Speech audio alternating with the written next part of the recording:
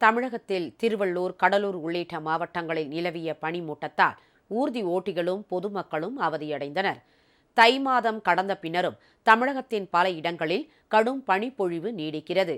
திருவள்ளூர் மாவட்டத்தில் இன்று காலை 8 மணிக்கு பின்னரும் எதிரே வரும் ஊர்திகள் தெரியாத அளவுக்கு பனிப்பொழிவு காணப்பட்டது.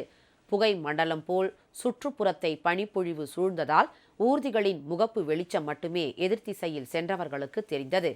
சென்னை திருவள்ளூர் பாதையில் சென்ற தொடர்வண்டிகள் அனைத்தும் பனிமூட்டம் காரணமாக மிக மெதுவாகவே இயக்கப்பட்டன. திருவள்ளூர் தொடர்வண்டி நிலையத்தில் காத்திருந்த பயணிகள் எந்த தொடர்வண்டி எந்த நடைமேடையில் வருகிறது என தெரியாமல் தவித்தனர். ஒலிபெருக்கி அறிவிப்பை கூர்ந்து கவனித்தவர்கள் மட்டுமே உரிய நேரத்தில் நடைமேடைக்கு செல்ல முடிந்தது.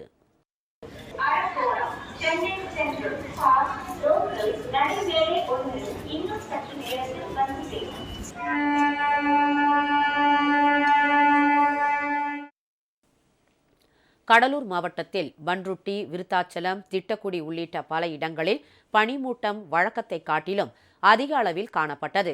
காலை 9 மணி வரை பனிமூட்டம் நீடித்ததால் ஊர்தி ஓட்டிகளும் பொதுமக்களும் அவதியடைந்தனர். 10 அடி தொலைவில் நிற்கும் நபரையோ பொருளையோ காண முடியாதவாறு பனிப்பொழிவு நிலவியது. முகப்பு விளக்கு பழுதடைந்த ஊர்திகளில் சென்றவர்கள் சாலையோரம் ஊர்திகளை நிறுத்திவிட்டு பனி விலகிய பின்னரே பயணத்தை தொடர்ந்தனர். இதேபோல் சேலம் மாவட்டம் எடப்பாடி சுற்றுவட்டார பகுதிகளிலும் மூடுபனி காரணமாக பொதுமக்களின் இயல்பு வாழ்க்கை பாதிக்கப்பட்டது. காலை 8 மணிக்கு பின்னரே பெரும்பாலானோர் வீட்டை விட்டு வெளியே புறப்பட்டு சென்றதை காண முடிந்தது.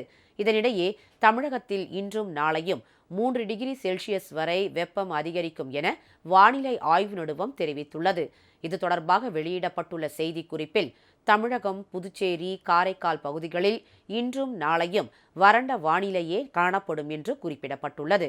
சென்னை மற்றும் புறநகர் பகுதிகளில் இன்று வானம் ஓரளவு மேகமூட்டத்துடன் காணப்படும் என்றும் கூறப்பட்டுள்ளது.